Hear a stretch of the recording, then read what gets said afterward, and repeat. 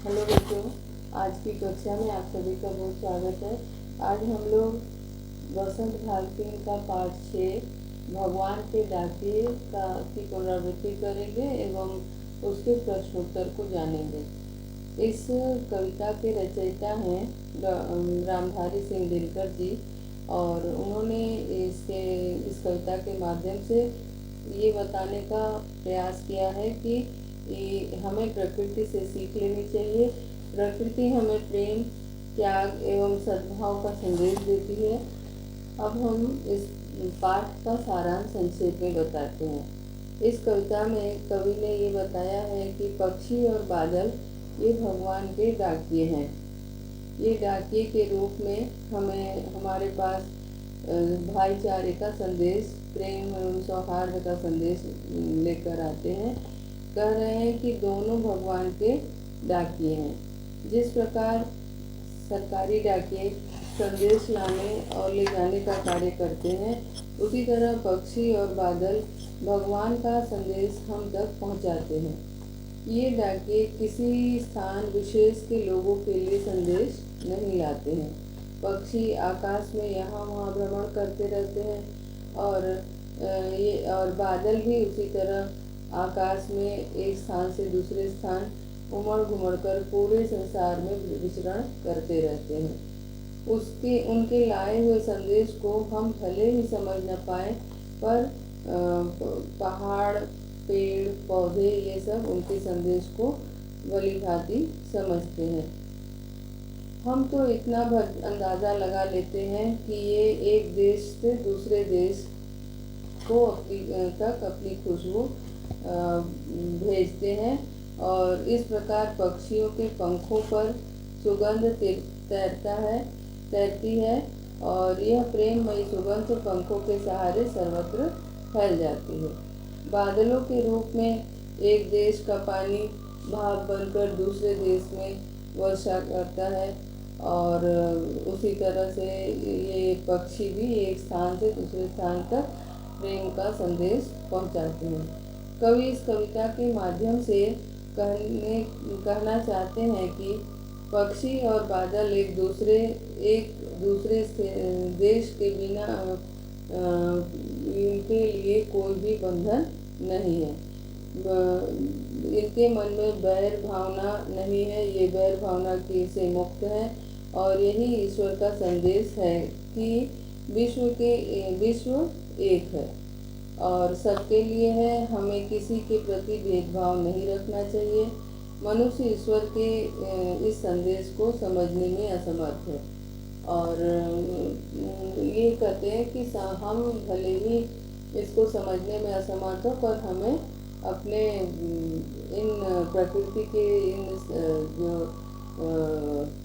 वो हैं जो संदेश वाहक है, इन संदेश वाहकों से शिक्षा लेनी चाहिए। अब हम लोग इस पाठ के प्रश्नोत्तर को करेंगे।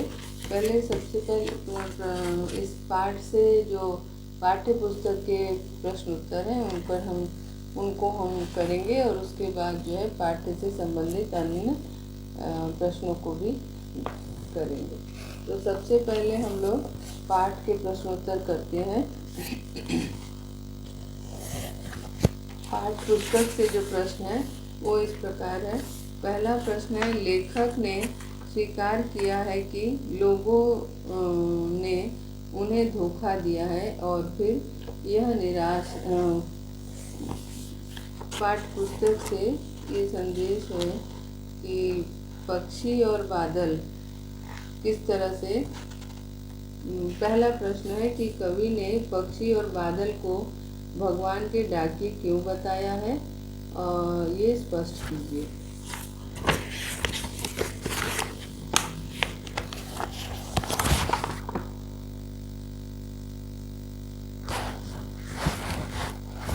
तो इस प्रश्न का उत्तर है, पक्षी और बादल हमारे जो संदेश हैं वह ईश्वर के संदेश को हम तक पहुंचाते हैं। इनके लिए कोई सीमाओं का बंधन नहीं है।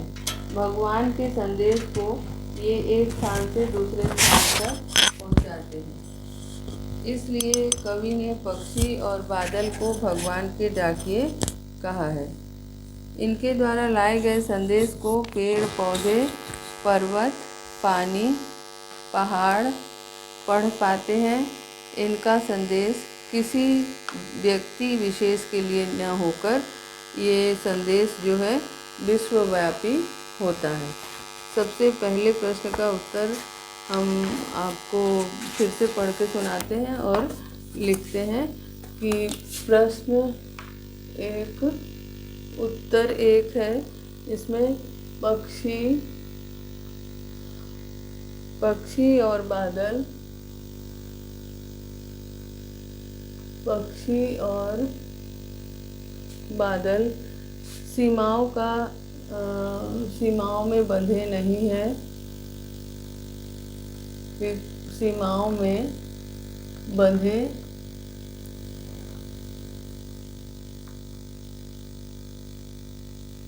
नहीं है। सबसे पहले प्रश्न है कविता से। सबसे पहला प्रश्न है कविता से। इसमें पहला प्रश्न है, पहले प्रश्न का उत्तर है कि ये सीमाओं में बंधे नहीं हैं। वे भगवान के संदेश को वे भगवान के संदेश को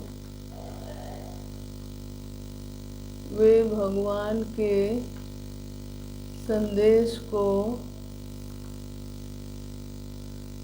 के संदेश को हम तक पहुंचाते हैं।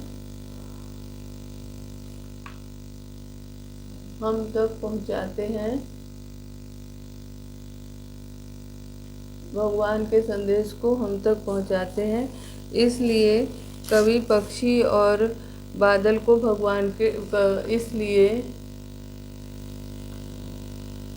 इसलिए कवि ने पक्षी और बादल को भगवान के डाकिए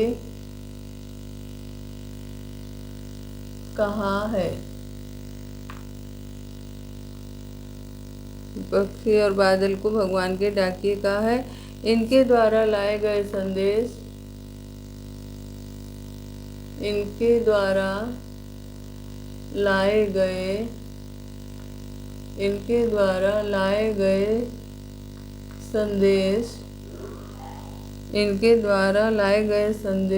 संदेशों को पेड़ पौधे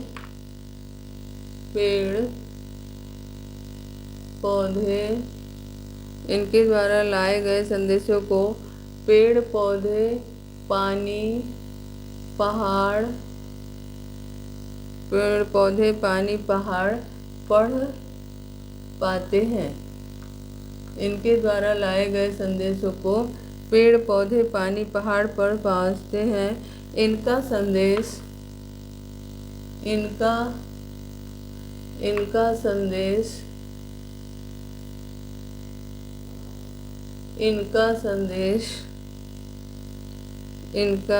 संदेश किसी एक व्यक्ति के लिए न होकर किसी एक व्यक्ति के लिए न होकर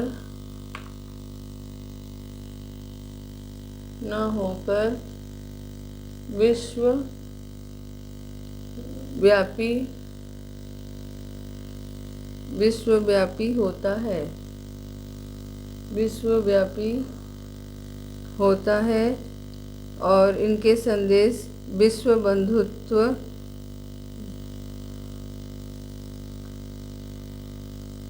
और इनके संदेश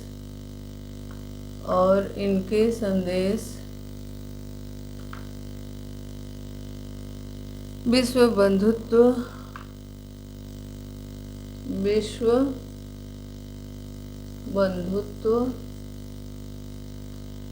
के होते हैं। ये है पहले प्रश्न का उत्तर। इसको फिर से एक बार पढ़ के सुना देती हूँ। पक्षी और बादल सीमाओं में बंधे नहीं हैं, वे भगवान के संदेश को हम तक पहुंचाते हैं। और इसलिए कवि ने पक्षी और बादल को भगवान के डाकिये कहा है। इनके द्वारा लाए गए संदेशों को पेड़ पौधे, पानी, पहाड़ पढ़ पाते हैं। इनका संदेश किसी एक व्यक्ति के लिए न होकर विश्वव्यापी होता है और इनके संदेश विश्व बंधुत्व के होते हैं। ये रहा पहले प्रश्न का उत्तर। अब कविता से दूसरा प्रश्न है, पक्षी और बादल द्वारा लाई गई चिट्ठियों को कौन पढ़ पाते हैं? पक्षी और बादल के लाई गई चिट्ठियों को कौन पढ़ पाते हैं, सोचकर बताइए। इस प्रश्न का उत्तर हम लिखेंगे उत्तर 2। इस प्रश्न का पक्षी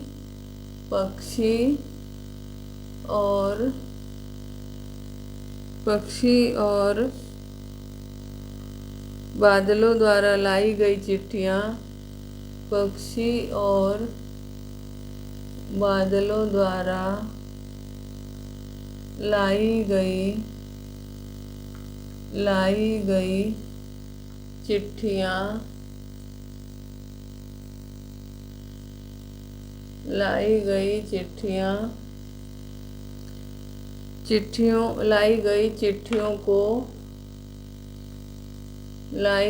चिट्ठियों को पेड़ पौधे, लाई गई चिट्ठियों को पेड़ पौधे, नदियाँ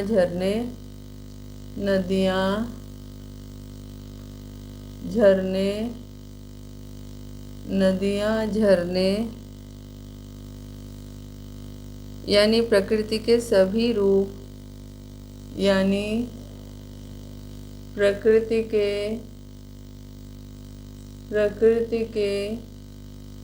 सभी रूप पढ़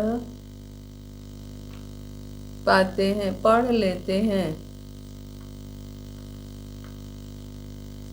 दूसरा प्रश्न रहा कि पक्षी और बादल द्वारा लाई गई चिट्ठियों को कौन पढ़ पाते हैं, सोचकर लिखिए। इस प्रश्न का उत्तर है, पक्षी और बादलों द्वारा लाई गई चिट्ठियों को पेड़ पौधे, नदियाँ, झरने यानी प्रकृति के सभी रूप पढ़ते हैं। ठीक है, समझ में आ गया। अब हम लोग इस पाठ का तीसरा प्रश्न करेंगे। तीसरा प्रश्न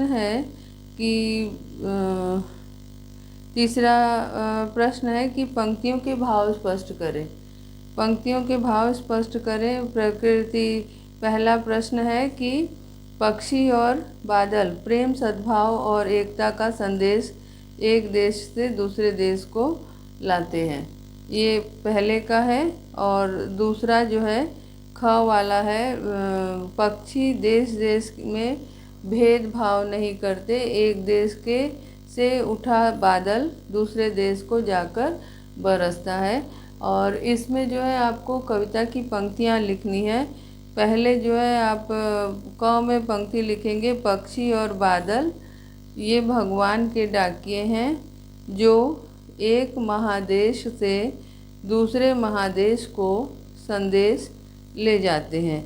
इसमें आप क वाले में कविता की पंक्तियाँ लिखेंगे, पक्षी और बादल। इसमें मैं उत्तर रब कर देती हूँ और फिर उसके बाद हम लोग इसको आगे का प्रश्न जो है फिर से लिखूंगी। ठीक है, इसमें प्रश्न 3 है, किन पंक्तियों का भाव है। क वाला है पक्षी और बादल, पक्षी उत्तर 3, पक्षी और बादल द्वारा प्रेम, सद्भाव, सद्भाव और एकता का संदेश और एकता का संदेश। पक्षी और बादल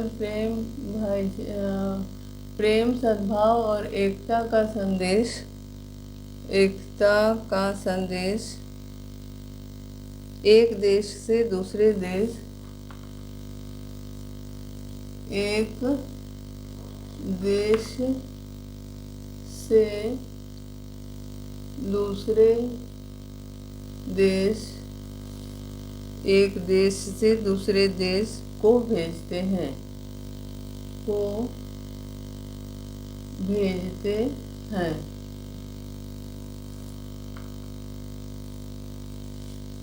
और इसमें जो है आप कविता की पंक्तियाँ लिखेंगे। ये वाली पक्षी और बादल, पक्षी और बादल जो एक महादेश से, जो एक महादेश से, जो एक महादेश से दूसरे महादेश को, दूसरे महादेश को,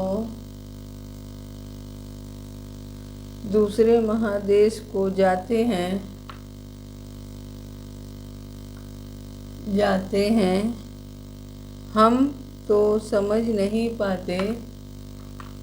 अगली पंक्ति है, हम तो समझ नहीं पाते, हम तो समझ नहीं पाते, नहीं पाते हैं, हम तो समझ नहीं पाते हैं।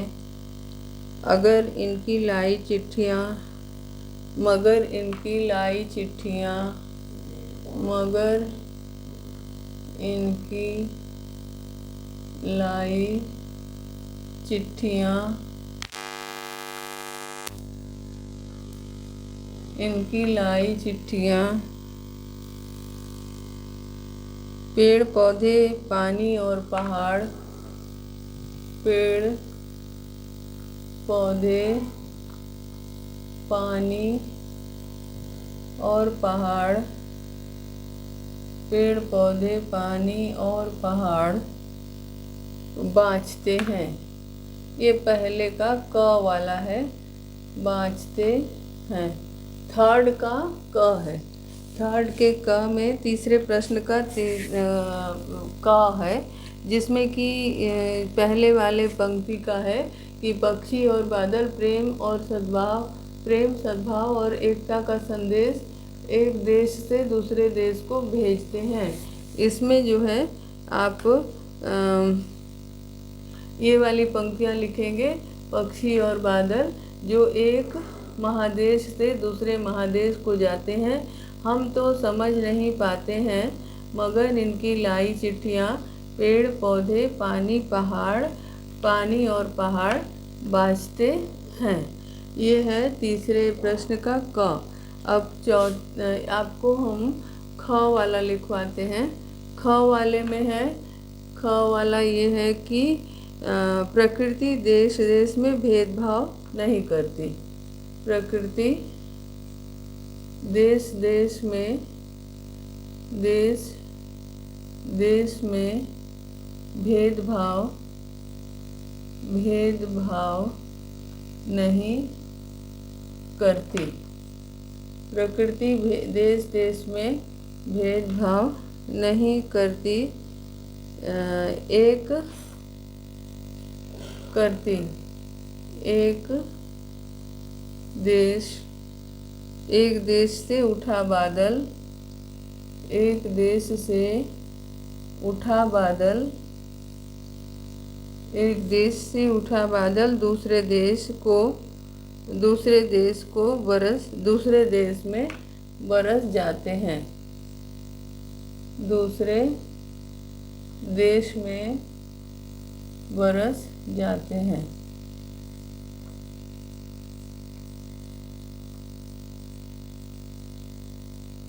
दूसरे देश में बरस जाते हैं। ये है दूसरे पंक्ति का, प्रकृति देश देश में भेदभाव नहीं करती, एक देश से उठा बादल दूसरे देश में बरस जाते हैं। ये है। अब हम इसके लिए पंक्तियाँ आपको बताते हैं। सबसे पहले आपका जो पिछला आंसर है उसको रब करती हूँ। अब आपको जो है आगे की पंक्तियाँ लिखूँगी। पहले ये वाली पंक्तियाँ आप लिख लें या स्क्रीनशॉट ले लें और मैं इसको रब कर रही हूँ, ठीक है। अब हम दूसरे वाले की पंक्ति लिखेंगे, काव्य पंक्तियाँ लिखेंगे। इसमें क्या कहा गया ये हमने यहाँ पे लिख दिया है। अब हम इसको काव्य की पंक्तियाँ तीसरे वाले का यहाँ पे लिखते हैं। काव्य की पंक्तियाँ हैं, हम तो केवल यह आंकते हैं। पहली पंक्ति है, हम तो केवल यह आंकते हैं। हम तो केवल ये आंकते हैं कि एक देश की धरती की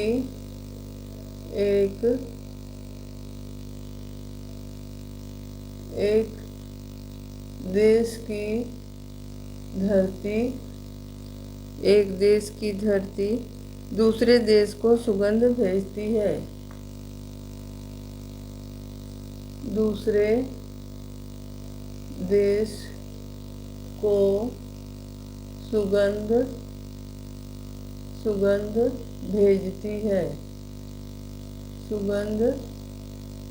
भेजती है और सौरभ हवा में तैरते हुए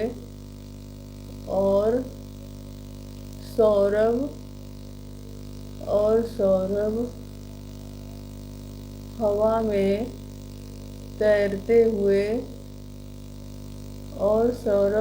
में तैरते हुए पक्षियों की पाखों पर तिरता है। पक्षियों की पाखों पर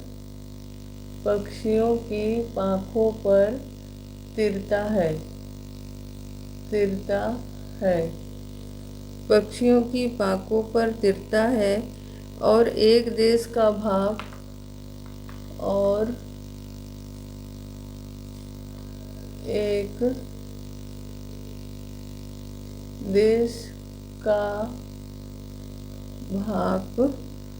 दूसरे देश में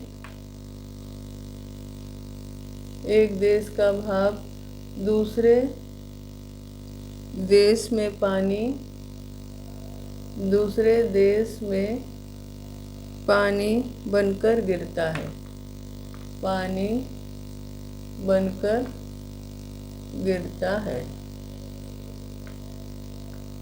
ये है दूसरी पंक्ति का। सबसे पहले इसको पढ़ के एक बार सुना देती हूँ। प्रकृति देश देश में भेदभाव नहीं करती, एक देश से उठा बादल दूसरे देश में बरस जाते हैं। इनकी पंक्तियाँ यह है, काव्य पंक्तियाँ। हम तो केवल यह आंकते हैं कि एक देश की धरती दूसरे देश को सुगंध भेजती है और सौरभ हवा में तैरते हुए पक्षियों की पाखों पर तिरता है और एक देश का भाप दूसरे देश में पानी बनकर गिरता है। ये काव्य की पंक्तियाँ हैं। अब हम लोग अगला प्रश्न करेंगे। अगला प्रश्न है, पक्षी और बादल की चिट्ठियों में पेड़ पौधे पानी और पहाड़ क्या पढ़ पाते हैं। ये काव्य की ये पंक्तियाँ हैं। चौथे प्रश्न में कहा गया है, पेड़ पौधे पानी और पहाड़ क्या पढ़ते हैं। इस चौथे प्रश्न का उत्तर हम लोग लिखेंगे कि प्रश्न है, पक्षी और बादल की चिट्ठियों में पेड़ पौधे पानी और पहाड़ क्या पढ़ते हैं। ये उत्तर हम लोग चौथा कर रहे हैं, ठीक है। चौथे का उत्तर है, पक्षी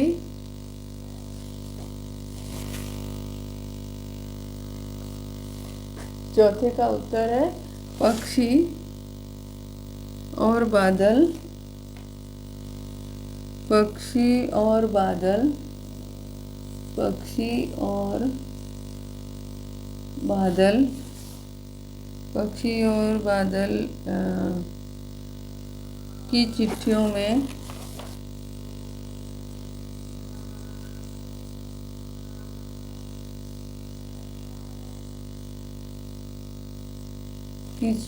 में पेड़ पौधे पानी और पहाड़। पेड़ पौधे पानी और पहाड़। पेड़ पौधे पानी और पहाड़ पहाड़ ईश्वर के भेजे संदेश को पढ़ पाते हैं। ईश्वर के भेजे संदेश को पढ़ पाते हैं। ईश्वर के भेजे संदेश को पढ़ पाते हैं। ठीक है, ये है इसके आगे की पंक्तियां हैं। हवा व पक्षियों के पंखों से उड़ उड़कर। हवा व पक्षियों के पंखों से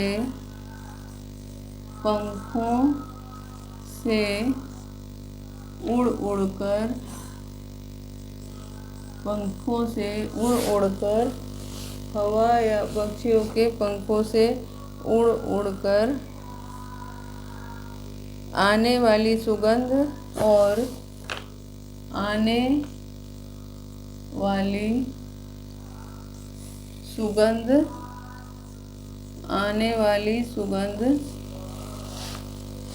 आने वाली सुगंध।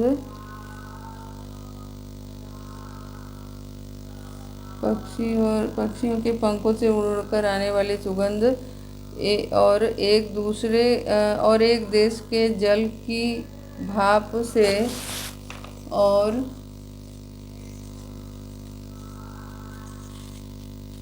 दूसरे देश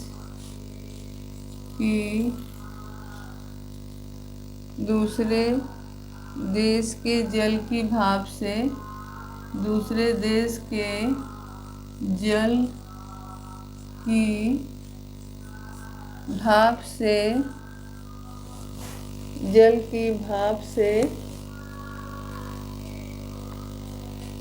बना बादल। यहाँ पे एक होगा।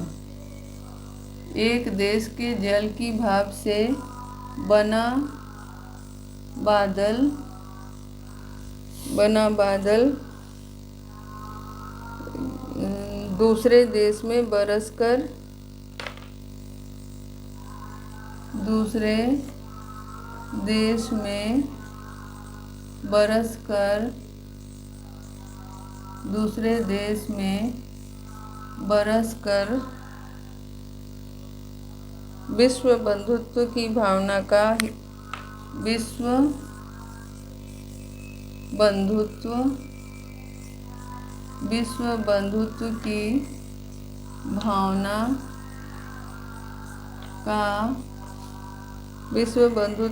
की भावना का प्रसार करते हैं।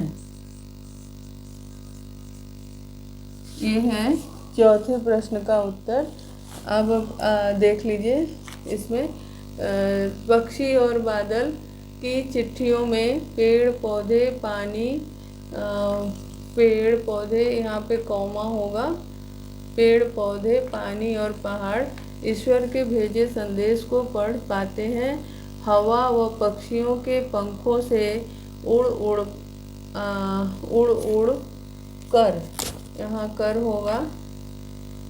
उड़ उड़ कर आने वाली सुगंध और एक देश के जल की भाप से बना बादल दूसरे देश में बरसकर विश्व बंधुत्व की भावना का प्रसार करते हैं। ये है चौथे प्रश्न का उत्तर। ठीक है, यहाँ पे आपने देखा ये चौथे प्रश्न का उत्तर आपने देख लिया।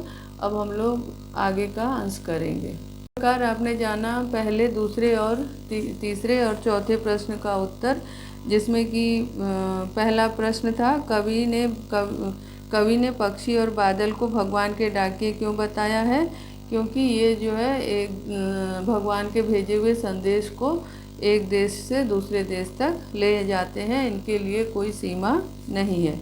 दूसरा प्रश्न उन्होंने कहा था कौन कौन पक्षी और बादल और पक्षी के द्वारा लाए गए चिट्ठियों को कौन कौन पढ़ता है। तो इसका उत्तर हमने जाना कि बादलों और पक्षियों के द्वारा लाई गई चिट्ठियाँ पेड़ पौधे, नदियाँ, झरने, पानी, पहाड़ आदि पढ़ते हैं। तीसरे में कविता पंक्तियाँ लिखनी थी कविता की, उसको हमने देखा कि पहले में था पक्षी और बादल से लेकर के बाँचते हैं तक, और ख वाला था हम तो से लेकर बनकर गिरता है। और चौथे प्रश्न का उत्तर ये रहा कि पक्षी और बादल की चिट्ठियों में पेड़ पौधे, पानी और पहाड़ क्या पढ़ते हैं। ये विश्व बंधुत्व की बात को पढ़ते हैं। कवि के द्वारा यही संदेश दिया गया है कि हमें भी इनके से सीख लेनी चाहिए। धन्यवाद। अब हम लोग शेष भाग अगली कक्षा में पढ़ेंगे।